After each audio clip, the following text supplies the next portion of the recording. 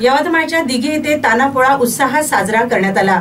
चिमुकल्यांनी मातीचे बैल तयार करून त्यांना साज शृंगार चढवून मोठ्या संख्येने बालकांनी तानापोळ्यात सहभाग घेतला होता। धामणगाव रोडवरील दिघी गावात रविवारी तानापोळ्याचा पारंपरिक जल्लोष रंगला।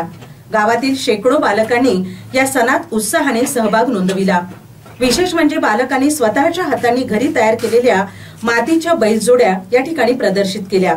त्यातील उत्कृष्ट सजविलेल्या जोड्यांना पारितोषिके देऊन गौरविण्यात आले। या तानापोळ्याचे आयोजन सोमेश चौधरी यांच्या मार्गदर्शनाखाली तानापोळा उत्सव समिती तर्फे करण्यात आले होते। मागील 35 वर्षापासून ही परंपरा गावात उत्साहात पाळली जाते। यंदाही महिलांपासून ते गावातील युवक शेतकरी नागरिकांपर्यंत सर्वांनीच मोठ्या संख्येने सहभाग घेतला। बालकांनी मातीपासून स्वतः घरी तयार केलेले बैल आणले होते। यामध्ये सहभागी बालकांना अतिशय उत्कृष्टरित्या बैलाची सजावट केली होती। उत्कृष्ट 9 जोड्यांना बक्षीस देण्यात आली।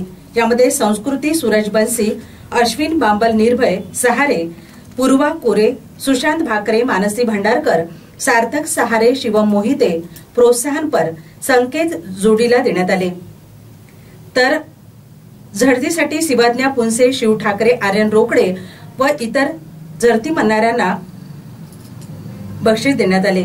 तसेच डबडी वादन किसन मडावी व रामराव आत्राम यांनी केले।